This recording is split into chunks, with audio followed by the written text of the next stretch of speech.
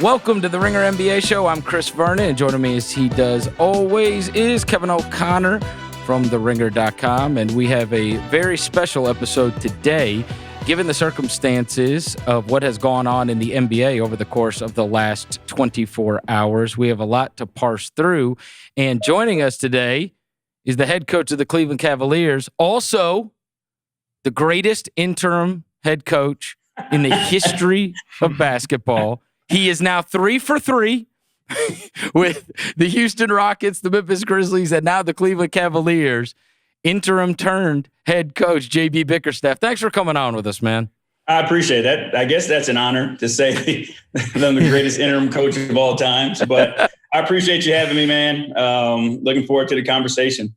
So what were you thinking last night as the Milwaukee Bucks don't take the floor and it becomes a reality that there's not going to be a playoff game? And then we see the way it plays out through the evening. We saw your tweets. A couple of them went viral. By the way, JB Bickerstaff on Twitter now. Loved that. But you really had some poignant words to say. And so just take me through your day and experiencing that as somebody in the NBA. Well, they did a good job of keeping their thoughts to themselves. And it was really a surprise. Normally something like that is going to get out, but they did a great job of keeping it to themselves, organizing it and making it a powerful statement. I can't speak enough about the power of their voices and what it means to communities and people all over the world and all over our country for sure. It's a powerful statement, and that's what people don't, some people don't want to give credit where credit is due. They did not know the outcome of what was going to happen.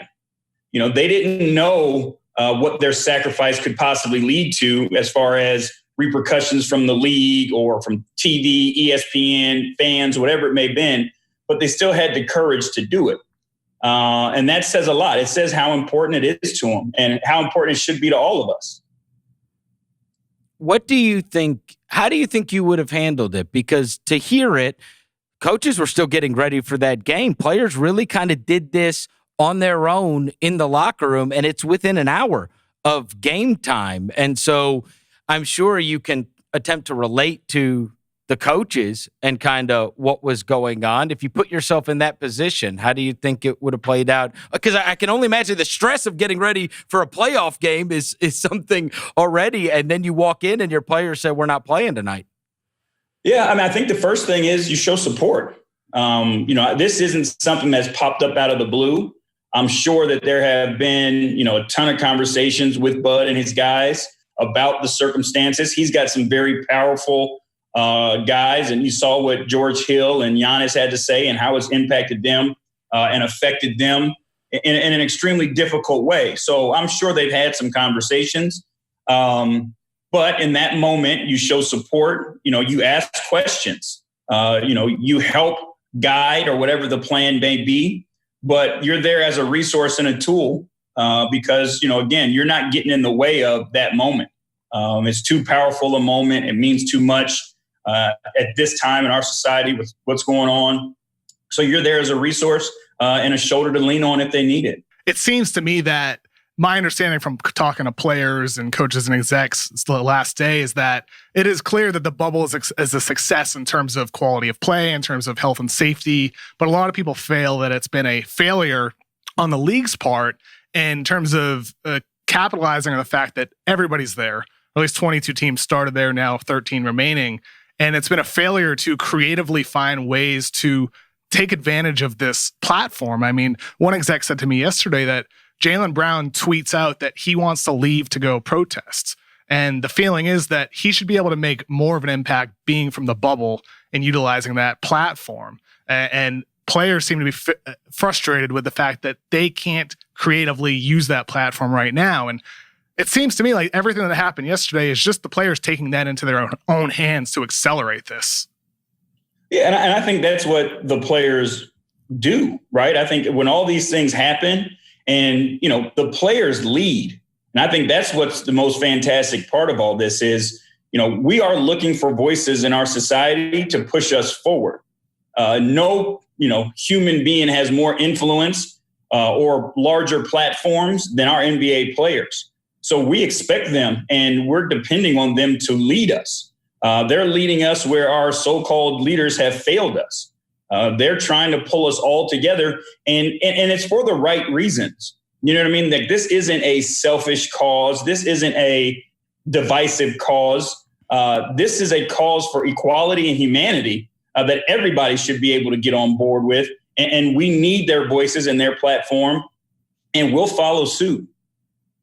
As a team that wasn't there at that bubble, you have a different set of challenges with keeping up with your guys during this time. There is some, just team-wise luxury of all being in an isolated place, and you don't have to, the tests have been coming back negative, et cetera, and you have to stay in constant contact with all your players who now haven't played basketball for a long time. If you can, just kind of take us through your conversations with your players and kind of how they feel as a group of guys that's outside of this bubble, yet obviously want to care about the message that is getting out as a collective from the NBA and the players.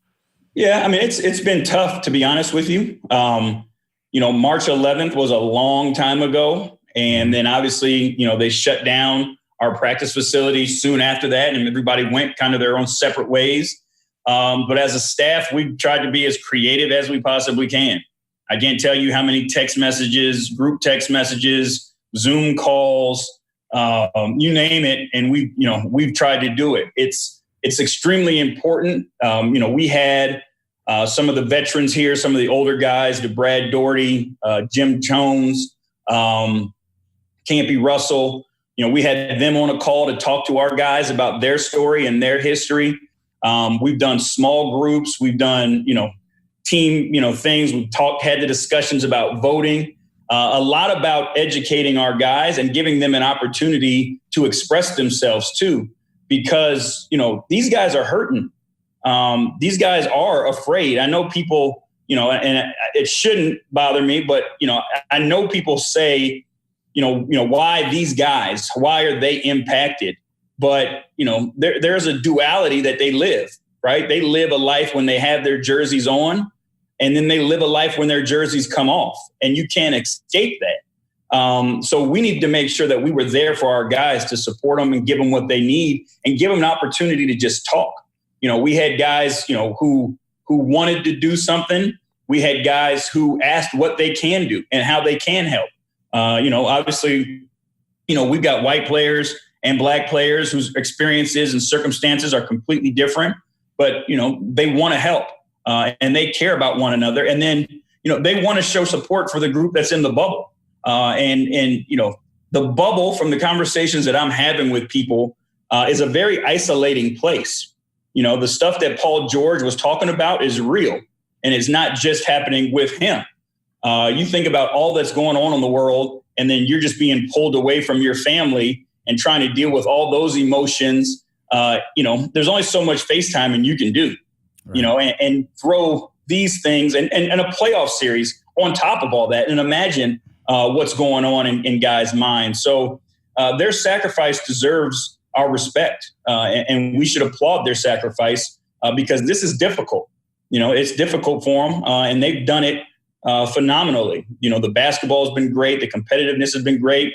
And, even you think about Chris Paul and LeBron James after their wins, Donovan Mitchell, it was immediately about what's going on in Kenosha. It wasn't, great game. It was about a larger issue. So they need our support, and we should all follow their lead. So, JB, one of the things that you mentioned was guys coming to you and wanting to be a part of something, wanting to help change things. And I think you probably have a super interesting perspective, because I'm sure that in this case, as in many cases over your time in the NBA, that you have talked to your father a great deal about this. You have a very interesting circumstance where, though you are a young African-American coach, you have grown up in this. Your dad's been a part of this for like 50 years. He's been in front offices. He's been on the sidelines and everything else. And he went through all manner of things in a totally different NBA where people were not the biggest celebrities. And in fact, not celebrities really at all in terms of, the games weren't even on TV, at that time. And I wonder, in your conversations with him, as that like kind of historical reference that he has, what does he say to you about this? And then kind of how you use that to impart it to the guys that you're dealing with now. Well, I think it gives you a complete historical guideline. And I tell people this, my dad was born into segregation, right? So it wasn't that long ago that, the Jim Crow, the lynchings, lynch mobs, all those things were happening. So he witnessed those things, right? And the understanding and how he grew up with those things in the back of his mind. He grew up in a coal mining town in Kentucky, during some deep racial divides. So, his perspective on things is he's seen, some awful things. He's seen some beautiful things of people coming together, living through the civil rights era, people coming together, impacting change, and growing to where we are now. He has frustration, I think, like all of us, that we're still dealing with the same issues that he was dealing with and that my mom was dealing with, so many years ago, and that it's coming up. It keeps happening. It keeps coming up. He's proud of the guys and their message and their means by the way they're going about their business to impact change. He genuinely believes, like we all do, like they are on the side of right.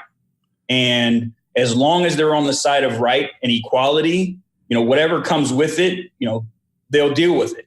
And that's where, it gives him great pride to sit back and watch and support and cheer these guys on as they push for their message. Do you feel the pressure to have the right answers when someone from your team calls and says, what can I do? It's a hard thing, right? And it's a lot of responsibility because in the absence of everybody as a collective saying, here's what we need to focus on, here's what we need to do, you have a lot of different people saying, hey, all right, we all understand, here's what we want. How do we get there? And there's a responsibility that comes along, I'm sure, when guys call you and say, what can we do? What are you typically telling them? It depends, honestly, on the person and what they're comfortable doing. Some people are willing to take on larger roles and have a louder voice. Some people, that's not their wheelhouse. But both ends can, help create change. If you are as simple as how you interact with your family, right? How you listen to the comments of your friends. What's your response when someone says an off-the-cuff remark? That's a small thing, right? But if you're there enough and you're doing it enough, people know that it's important. Some guys want a larger voice, right? So they can go out and get involved in the community. One of the things that I've been trying to help guys with as best I can is, there are people who do this for a living, right? So partner with the people who do this for a living, because the most important thing that you can be through this whole process is educated. And there are people who have been fighting this fight for a long time, who know the ins and outs, know the rules of the fight, so to speak, and get with those people and help them. Because a lot of times those people don't have the voice, right? They're doing great things in our communities and nobody hears about it. But if you have, 1 million followers and you say, hey, I'm working with so-and-so, now more people would join on board and help out. So I think, the most important thing for all of us is to get educated through these times, understand why we're here, educate yourself on how we can move forward as well. The education aspect is critically important. Yesterday, when the Bucks initially did opt to not play, I tweeted out the story that Sterling Brown wrote for the Players Tribune about his run-in with the Milwaukee Police Department when he had a knee on his neck, when he was punched for parking incorrectly. And I was amazed by the amount of people who responded saying, I had no idea that this even happened to him. So, there are a lot of people who say, like, this making a statement doesn't necessarily lead to action, but awareness can lead to action. And so it is an important step for the players to raise that awareness and to educate, as you said, in terms of taking that step towards actual sustainable actions that lead to change. Yeah, no, the awareness is key because, again, if it's not happening to you or someone you know, it's not happening, right? In our mind, if you can't see it or you don't feel the impact of it, you go about your business, day to day, like nothing's happening. I believe that most people are good people innately. I genuinely do. I believe that some people are naive to what's really going on and the reasons why these things are occurring. So people giving that voice, opens eyes. And I've had conversations with people, who didn't know it was that bad, but want to do more and want to help now that they are aware of what's going on. So awareness and education is the key, and that's how you fix it. And the other thing is acknowledging that it's happening. Right. I think a lot of times we try to just brush it under the rug and we try to move on. But if we don't acknowledge what's going on, we'll never get to the root of it and we'll never solve the issue. Obviously, you are dealing on a local level in a city that has a lot of professional sports teams.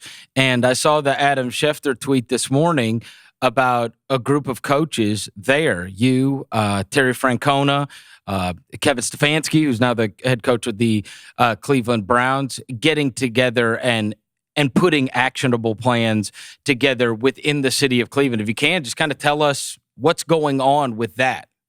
It's a great thing. It's a lot of power and a lot of resources that the Cavaliers, the Browns, and the Indians have. It started with a conversation actually with myself and Kevin Stefanski. He and I got close. Obviously, Ed Stefanski. Yep. So Ed, kind of put us in touch, and we had conversations. And Kevin was awesome. He wanted to know, what we should do. It wasn't about, just talking. He wanted to do something. So he and I got to talking. Had a conversation with Andrew Berry and Kobe Altman, all four of us on a FaceTime call. That conversation grew to reaching out to the Indians. And seeing if they wanted to be a part of it. And of course, they do. I don't know if you guys know Terry Francona at all, but he's an awesome dude. I mean, he's an unbelievable human being. And so it kind of grew from there. Everybody had a common agenda of wanting to do, what's best for the city of Cleveland and Ohio as a whole. And just thinking about the impact, the reach, the followers, true growth and change can be built with that much power. And it's about, the conversation we've had is about sustainability, right? These organizations aren't going anywhere. The Browns will be here. The Indians will be here. The Cavaliers will be here. So hopefully long after, the six of us who've been involved in these conversations and put these plans in place are gone, the Browns, the Indians, and the Cavaliers will continue to do these things and have these programs that continue to help people in Northeast Ohio and all over Ohio, to be honest. So what are you guys doing? So the first initiative is we're working on a voting piece. So we have turned our arena into a registration site and a polling site. So the first thing that we're going to do is we're working to get people out to register to vote. The second thing that we're working on is we are working on the relationship between communities and law enforcement. We're in the works, personally, myself and Kevin Clayton, who's our vice president of diversity and inclusion. We have a call with the two police chiefs, Chief Williams of Cleveland, Chief Mason, and the director of the federal registration here in Cleveland. And we have a phone call every Friday about what we can do to move forward and how we can help our community. One of our goals right now that we're working on is providing after-school activities for kids during COVID. Obviously, socially distancing and doing it in a safe way. But, through the school systems, they've cut off all after-school programs. So now a lot of these kids have absolutely nowhere to go after school, whether their parents are at work or what have you. So we're trying to work on putting something together with the local rec centers to give them opportunities and places to go. And then our last piece of it is just focusing on education through all that. So we're in the works putting all this stuff together, but there's a plan in place and we've got actionable steps right in front of us. Regarding your place also as a father, you've got young kids. I'm interested just to hear, have you talked to your kids about everything that's going on and kind of what they're seeing and why they didn't play? I mean, I've got a 10-year-old son, and when the Bucks game didn't come on yesterday, it was now we're having a conversation about why they're not playing. And actually it happened with my wife, and I was explaining to her what all was going on. And he was at the kitchen table and he said, I saw the video. And I said, what? And he's 10. His best friend is Evan. Evan's African-American. And I said, how did you see it? He said, Evan sent it to me. And I was like, 10-year-olds. And so obviously I am so terrified. With all of this, it's been like impossible to keep the innocence of children, right? If they care about sports, it's now even bleeding over to that. You have young children and their dad's involved in all of this stuff going on. Tell me, as a father, like the conversations you've been having. Very difficult conversations because they're at an age where they can see, but they don't always understand why, right? So the conversation that you wish you could shield them from, you can't shield them anymore, right? We watch the news in our house and, they ask the questions, why? Why is this happening? Why did, they shoot him in the back? Why, these are things that, 7, 8, and 9-year-olds, you shouldn't have to have that discussion with them. But you do now. And it's a hard conversation, trying to be as honest as you can. Some nights I want to shield them. Other nights I want to educate them as much as I possibly can because, my kids are outspoken. And I want them to be saying the right things and understanding why, we're having these conversations. We took them to a rally here out where we live so they could see it and participate and understand what was going on and the reasoning behind it. So, telling a 7, 8, and 9-year-old about police brutality, about systemic racism, like those are difficult conversations. But at this point, they need to know it because it's everywhere. You can't hide it anymore. I mean, I had to grab my kid's phone, because there's a video that people are putting on TikToks. You know what I mean? It's on YouTube. It's wherever, and you can't hide them from it anymore because it's too accessible. So you got to have the hard conversations and explaining it to them. And it sucks, to be honest with you, man. You know what I mean? Like, they shouldn't have to do that. They shouldn't have to have these conversations, but it's where we are now. And thankfully, I genuinely believe this as well.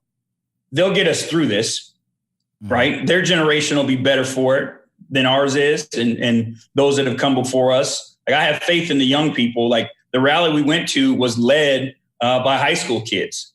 Wow. One of the suburbs out here in Ohio. And it's just like, they get it. You know what I mean? And the march was everybody. You know what I mean? It wasn't just, Black people. It was everybody. And they were all together. They were all united. And they get it. And I hope we're not too old and stubborn to get it ourselves and can change, the way we think and the way we act sometimes. Chris and I have talked a lot about in recent weeks about his conversations with his son. And I don't have kids. I just turned 30, no children. But I do hope, if I someday do have kids, that these challenges that you two and many others go through as parents with these conversations, with what's happening in the world, that even though we might not get immediate returns on everything that's happening now, with all the good that's happening now, that the investment that's being made now and the sacrifices that are being made now can lead to reward. Maybe it's a decade from now, decades from now. But I feel that sense of optimism too, the trust in the youth today that with everything going on, that they will grow up to be the change, the agents of change that we do need in this world. Yeah, I agree. And our voices matter, right? The words that we say matter, and they're listening. Like my kids, and I've caught myself in anger. I may have said some things, and I've heard my kids repeat those things, right? And I had to catch myself, and I tell my kids, if you say that and you mean that, you're just as bad as the worst of the worst, right? Anytime you categorize everyone or all, right, and you put everyone in a group or everyone in a bucket, that's wrong. And that's what they're doing to you, right? You're a brown kid, so you are whatever the worst of the worst could possibly be, right? If that's what you say. So I've had to have those conversations with my kids and be, hold myself accountable, which I think is extremely important that we all have to, because your kids are listening and the young people are listening and they're watching. Even when you think they're not, they're watching. So they're picking up all the cues. But like you said, I do believe they'll do better than we have. JB, as you watch all of this play out over the course of the last 24 hours, and it does appear that they are going to play basketball again. There's going to be a meeting with players and owners later this afternoon, and they're going to try to come up with real, actionable plans that they want to get the owners involved with. What do you hope comes of all of this in terms of the NBA playing basketball, finishing out these playoffs, while also simultaneously trying to affect change within the country? I think you said it. You know what I mean? We love the game of basketball, right? We love what the game of basketball does. Sports brings everyone together, right? If you take a picture of an arena when people hit a big shot or, when the game is won, it's people from all walks of life joined in one common thing. And that's what sports has always been. Sports has also been a place where, you go back to Muhammad Ali, where athletes can voice their opinion and they can carry weight and they can lead in a direction that's positive. So, it's the combination of those things. I love watching the playoffs. I love watching these dudes compete and get after one another. I love watching the quest for a championship. But as they've shown, the priorities are lives, right? The priorities are, how are we handling the racial issues in our society? How are we handling police interactions? And to me, that should be applauded, that guys are understanding and putting things into perspective. Human life is more important than the ball going in the hole. And they said that, and they put that out there, and we should applaud them for that and them having their priorities in order. And we should get our priorities in order. For those of us who believe that, these guys should just shut up and play basketball, we need to get our priorities in order and understanding that they are human beings first, and humanity comes over all this stuff, whether it's sport or politics. I felt like last night, when you were saying what you were saying about how you live and die with these teams and these players and you cheer for them and, don't ditch them now because you don't like that they're not playing. I felt like your tweet that went so viral last night was it came from a place where I could just sense you're probably looking at this and frustrated from the blowback, right? That when stuff like this happens, in many cases, it can bring out the worst in people or possibly show how they really feel about a situation. And so if you can, just kind of take me through your experience before you even type that out. Is that what's happening? As you're witnessing, because there's going to be a segment of society that does, that there's blowback. Oh, the millionaires have it so bad. Oh, yeah, these guys are going to boycott. They're going to cut their nose off to spite their face. It's a business and what. As you see the blowback, I can only imagine that there's a level of frustration that moves you to feel like, hey, I need to speak up now on this because this is really bothering me. Now, it started Monday. To be honest with you, I had an awful day Monday. I'm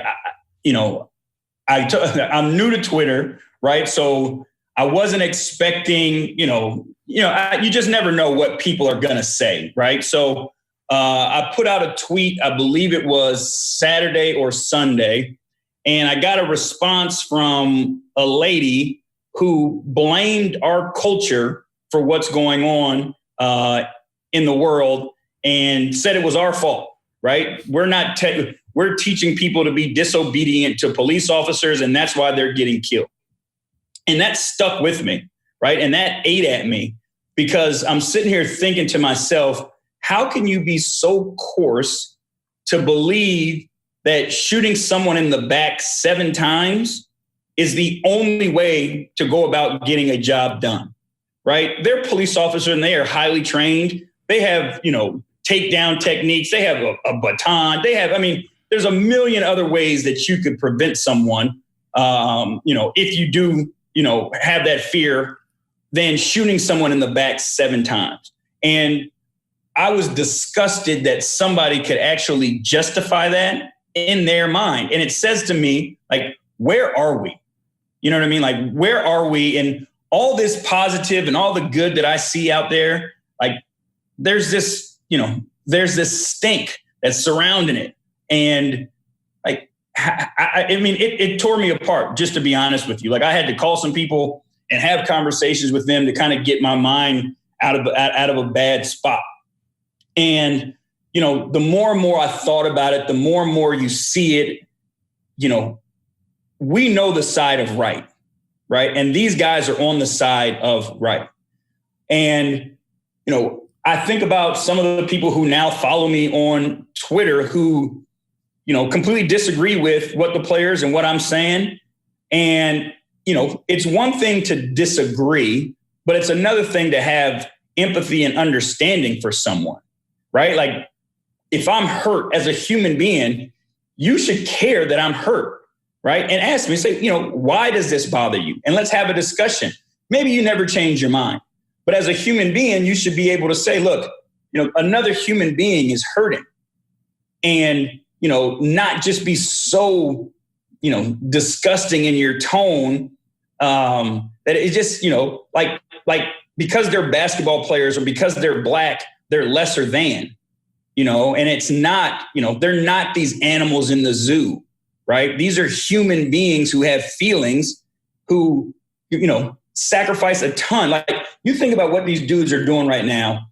They're in a bubble, right? Away from their families, whose kids are getting ready to go back to school, some of them, dealing with coronavirus, dealing with police brutality and social injustices.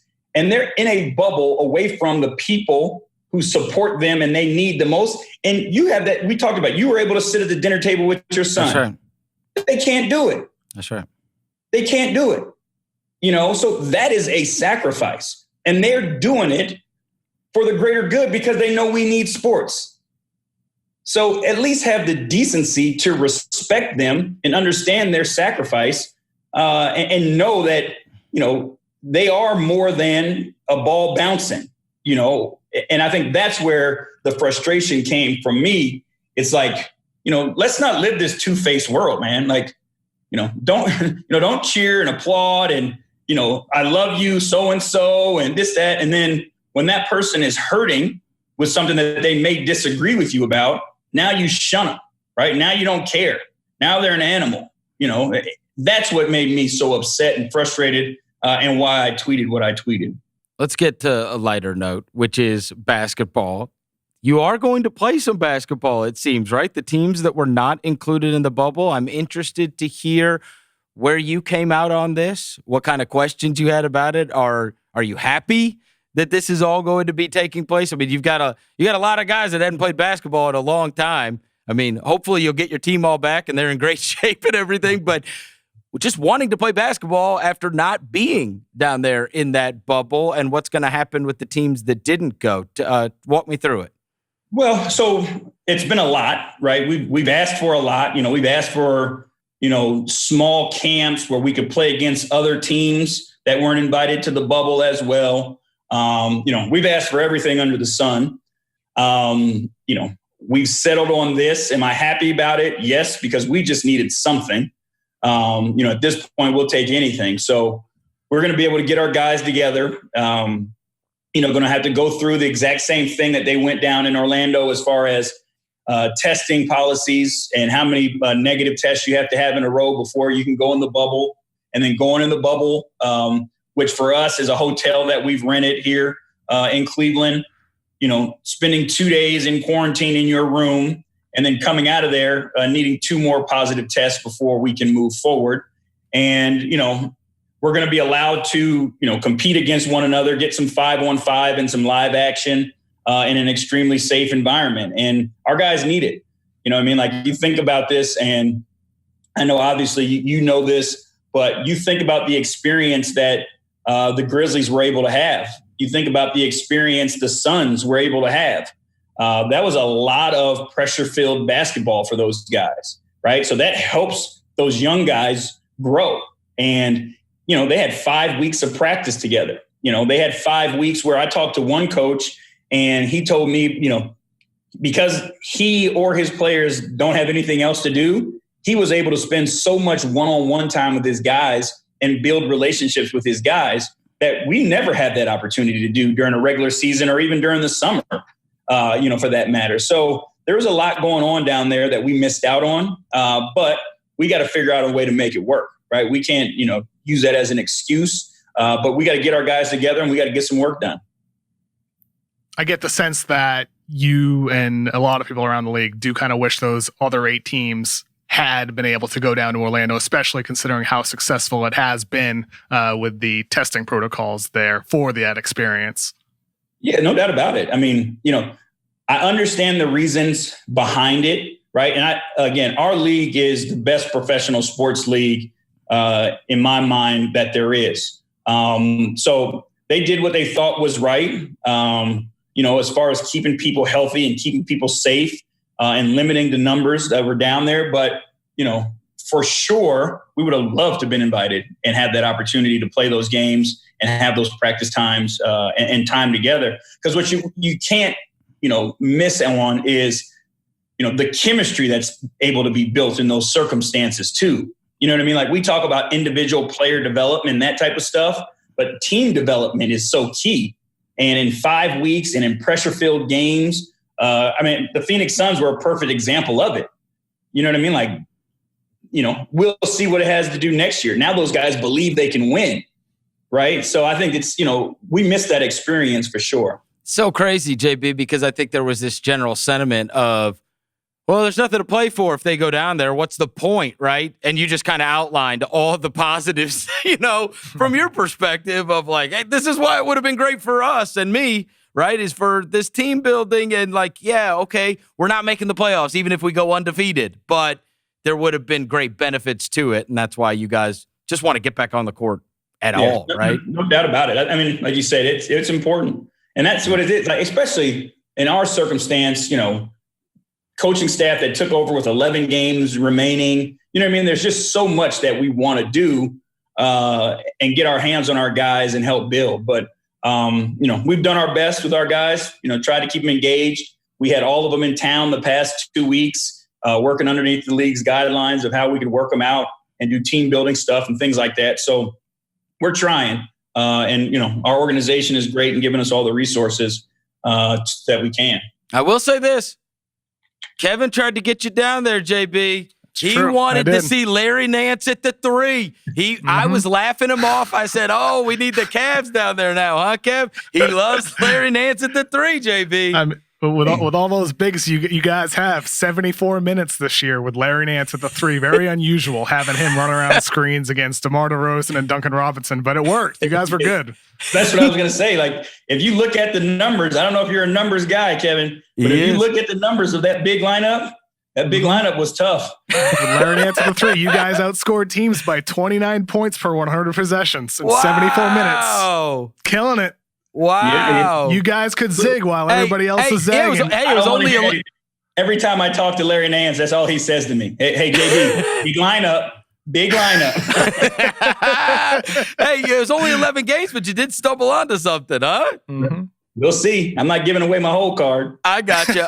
Last thing. This has been extremely stressful and trying several months for everybody, right? Like, I mean, there was a sentiment that I got from one of my friends last night that was, he's like, look, I don't know where what's going to happen with all the NBA stuff, because people are like without their jobs and losing their businesses, and people are terrified of catching an illness, and people are now trying to figure out how to educate their own children. Like, they're not qualified. You and I were talking about this last night. We're not qualified to homeschool. Right. Right. So I tried to help my 5th grader with his homework. I swear to God, there were 3 words I didn't know. I didn't know the word. He said, I have to use this in a sentence. And I didn't know. I was like, I can't help you. I gotta Google it. I gotta go. But no, I mean, with the stress of all of that going on, and then for the African American community, they're flipping on their TV and seeing somebody get shot in the back 7 times. It's all been so exhausting, overwhelming for everyone is dealing with something. And I wonder, how have you gotten some level of normalcy / happiness? Like, what have you been doing? You don't have basketball, right? And I know you've got the kids and you got your wife, but like over the last couple of months, have you taken up anything new? Have you started watching movies or TV shows? Or I am all Netflixed out. I've seen everything on Netflix. I've moved on to Hulu and Prime TV now. But, to be honest with you, and this is something that, it means a lot to me, is like, and I had this conversation with my wife and my kids the other day.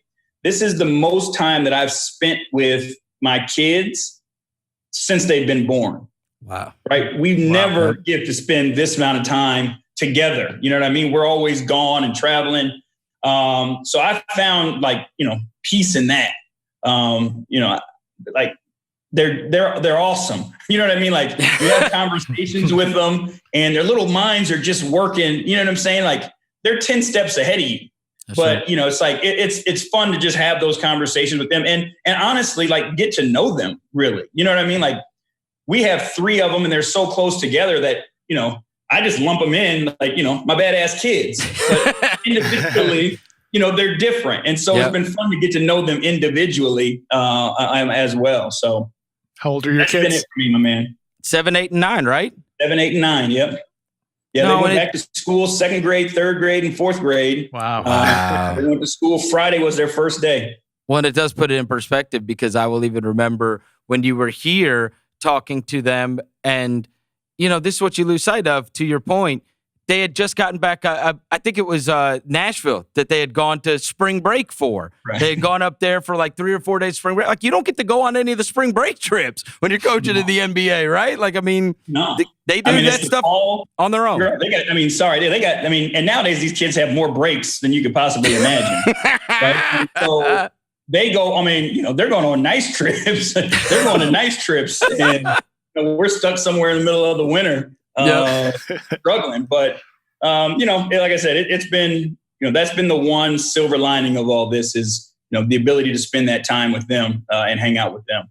Last thing, we will all get back to watching basketball here in a couple of days, and hopefully it does not take the attention away from what these guys are trying to accomplish. You mentioned very earlier how good the basketball has been. Have you been stunned at the quality of games, and especially like you're watching on TV in that environment where, they got the jumbotrons with the virtual fans, and like, it's just also awkward. And yet when you watch it on TV, it now doesn't feel awkward at all, at least to me. No, it works, and that's the genius of our league. That's the genius of television. The thing that's been most impressive to me, though, that's been so much fun to watch is the individual performances. You know what I mean? Like, there's just been dudes who have just been flat out going to get it. And that's the fun. And it's not just one a night. You know what I mean? Like, right. They're going at each other, whether it's the Dame Lillards of the world or the Murrays and Donovan Mitchells and, like the Doncic, like these dudes are going after each other. And that's been fun for me to watch. And I think, that competitive spirit takes away the need for all the extra stuff that's going on in the stands that we're so used to seeing, and the cameras, pan-angling all around. Like, we're watching these dudes, get after it. And I think that's been the fun part, is watching those individual performances that we've seen. Wow. As someone that loves defense so much, JB, I am shocked. I figured watching these games would be an absolute nightmare. A guy scoring 57, a guy scoring 51, a guy having a 43-point triple-double. Like, that's your nightmare, isn't it? I've given up on defense, bro. Let's outscore everybody. Though, so is the whole league. They just given up, right? We need some more rule changes to help the defense out now, right?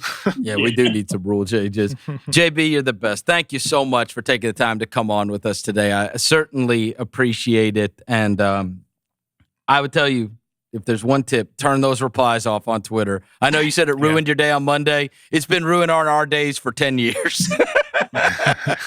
There's just, there's people out there and you don't. And sometimes it might not even be a real person, seriously. Right. Now with all the bot stuff going on. So don't let that get to you, because I think that you being there and having a voice is of great, great value. I really do. No, I appreciate that, my man. Thank you guys for having me. Take care. Stay out of trouble, too. All right, we'll try.